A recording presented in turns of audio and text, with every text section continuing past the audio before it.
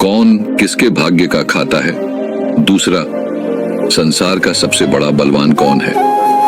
तीसरा, जो अपनी बात से मुकर जाता है उसका अंत में क्या अंजाम होता है। गौतम बुद्ध कहते हैं, तुम्हारे यह तीनों ही प्रश्न बहुत ही महत्वपूर्ण है, क्योंकि इन तीनों प्रश्नों के उत्तर हर मनुष्य को जानना जरूरी होता है। इसलिए मैं तुमको यह कहानी सुनाता हूँ। उस कहानी में तुमको तुम्हारे इन तीनों प्रश्नों के जवाब मिल जाएंगे। कृपया तुम कहानी को ध्यान लगाकर सुनना। एक जंगल में एक विशाल बरगद का पेड़ था। उस पेड़ पर एक बाज पक्षी रहता था। उस बरगद से थोड़ी ही दूर पर एक बिल था। उस बिल में एक सर्प रहता था। फिर एक दिन जैसे ही सर्प दिल से बाहर निकलने लगा तो उस सर्प को वह बाज पक्षी देख रहा था। जब वह सर्प बिल से बाहर निकालने लगा तो उसी समय बाज सर्प पर झपटा, परंतु सर्प अपने बिल से अधिक बाहर नहीं निकला था, इसलिए वह वापस बिल में चला गया।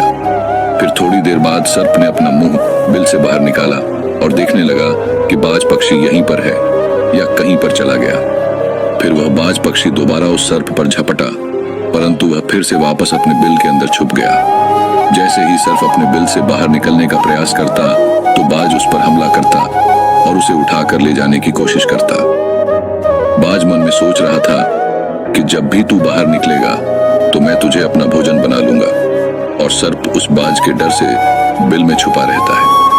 जब सर्प को उस बिल में रहते हुए काफी समय हो जाता है तो सर्प मन में विचार करने लगता है कि यदि राजा विक्रम कहीं से आ जाए तो वह दूसरों के कष्टों का हरण करते हैं, और राजा विक्रम ही ऐसे हैं जो मुझे इस बात से बचा सकते हैं। तो राजा विक्रम को याद करता हुआ सर्प उस बिल में छुपा रहता है, और जो भी उस मार्ग से निकल कर जाता तो उसे सर्प कहता कि भाई कोई मेरी बात राजा विक्रम तक पहुंचा दो, या मुझे राजा विक्रम से मिला दो तो मैं उसका जीवन भर एहसानमंद रहूंगा।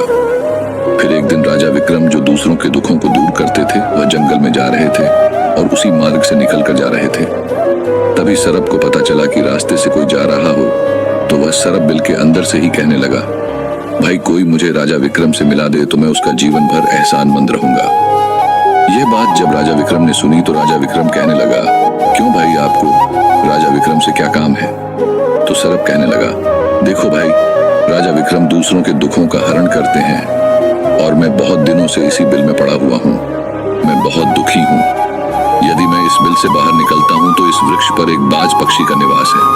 वह बाज मुझ पर उसी समय हमला करता है, इसलिए मैं इस बिल से बाहर नहीं निकलता हूँ और ना ही मुझे कुछ खाने को मिलता है। मैं ऐसे ही इस बिल में पड़ा हुआ हूँ, ऐसे ही अपना जीवन व्यतीत कर रहा हूँ।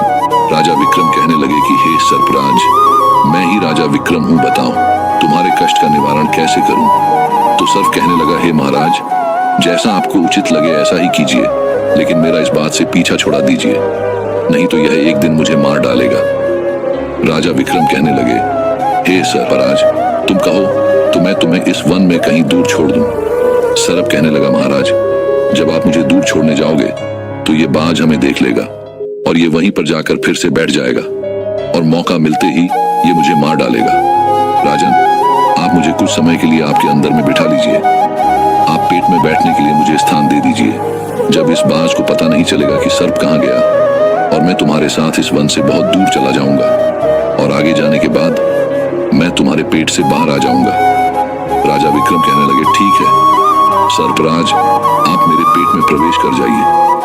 राजा विक्रम अपना मुंह खोल देते हैं और वह सर्प राजा विक्रम के पेट में प्रवेश कर जाता है और राजा विक्रम के पेट में जाकर के बैठ जाता है। जब राजा विक्रम वन में आगे गए और आगे काफी दूर पहुंचने के बाद उस सर्प से कहने लगे कि हे नागराज, अब आप मेरे पेट से बाहर आ जाइए। अब यह सुनसान वन है, इसमें कोई बाज आपको परेशान नहीं करेगा। यह बात सुनकर नागराज कहने लगा कि नहीं महाराज, अब मैं आपके पेट से बाहर निकलने वाला नहीं हूं। राजा विक्रम ने कहा, क्यों भाई, आपने तो मुझसे यह वादा किया था कि आप मुझे आगे सुनसान वन में छोड़ देना, मैं आपके पेट से बाहर निकल जाऊंगा। अब क्या हुआ, सुनसान वन आ गया, अब आप बाहर निकलिए। सांप कहने लगा कि देखो महाराज, जैसा रहने का आनंद आपके पेट में है वैसा उस बिल में नहीं मिलता। अब मैं तुम्हारे पेट से कभी बाहर नहीं निकालूं। राजा विक्रम मन में सोचने लगे कि यह तो बड़ा ही दुष्ट सर्प है, अब मैं क्या करूं। और उसके जहर के प्रभाव से महाराज विक्रम का पूरे शरीर से कोट फूटने लगा। महाराज विक्रम के शरीर से कोट निकल आया। राजा विक्रम मन में सोचने लगे कि अब मैं यदि राजधानी को वापस जाऊंगा तो यह अभी संभव नहीं है, क्योंकि मैं इस वक्त कोढ़ी हो गया हूं और मुझे इसी वन में रहकर इस नागराज से भी छुटकारा पाना है।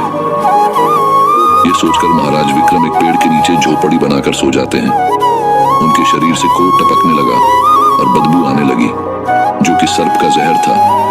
सर्प कुंडली मारकर राज विक्रम के पेट में बैठा हुआ था। राजा विक्रम उस वन में पड़ी हुई एक कोढ़ी की हालत में है। अब इधर उन्हीं के समय एक प्रसिद्ध जनपद था। श्रावस्ती और श्रावस्ती नगरी के महाराजा थे। ताम्रध्वज महाराज ताम्रध्वज के 3 पुत्रियां थीं और राजा ताम्रध्वज बड़ा अहंकारी और बड़ा ही अभिमानी राजा था। फिर एक दिन उसने अपनी तीनों बेटियों से पूछा कि बताओ बेटियों, तुम किसके भाग्य का खाती हो? फिर उनमें से 2 बेटियां तो राजा के डर से कहती हैं कि पिताजी, हम तो आपके भाग्य का ही खाते हैं। परंतु उनमें से राजा की एक चित्ररेखा नामक बेटी थी। वह चित्ररेखा अपने पिता ताम्रध्वज कहती हैं कि नहीं पिताजी, मैं किसी के भाग्य का नहीं खाती हूँ, मैं तो केवल अपने ही भाग्य का खाती हूँ। उस बेटी की बात सुनकर राजा को बहुत क्रोध आया और राजा ने उसी समय नाई और ब्राह्मण को बुलाया और नाई और ब्राह्मण से कहने लगा कि इन दोनों बेटियों का रिश्ता तो आप किसी राजा के यहाँ करके आइए, और जो यह बड़ी वाली बेटी है इसका रिश्ता किसी कूड़ी कलंक की या जिसके हाथ पैर नहीं हो उसके साथ करके आइए। फिर राजा का आदेश मिलते ही नाई और ब्राह्मण उन तीनों बहनों का रिश्ता करने के लिए चल देते हैं। उन्होंने राजा की दोनों छोटी बेटियों का रिश्ता तो राजवंशों में कर दिया, परंतु तीसरी बेटी के लिए वर ढूंढते ढूंढते हुए उसी वंश से निकाल कर जा रहे थे जिस वन में राजा विक्रम अपनी झोपड़ी में कोढ़ी के रूप में पड़े हुए थे।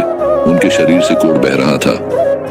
तो राजा विक्रम को देखकर नाई और ब्राह्मण आपस में कहने लगे कि इससे अच्छा तो कोई व्यक्ति हमें नहीं मिलेगा, इसलिए इसके साथ ही राजा की लड़की का संबंध करके चलते हैं। फिर राजा विक्रम के साथ नाई और ब्राह्मण ने राजा ताम्रध्वज की लड़की चित्ररेखा का विवाह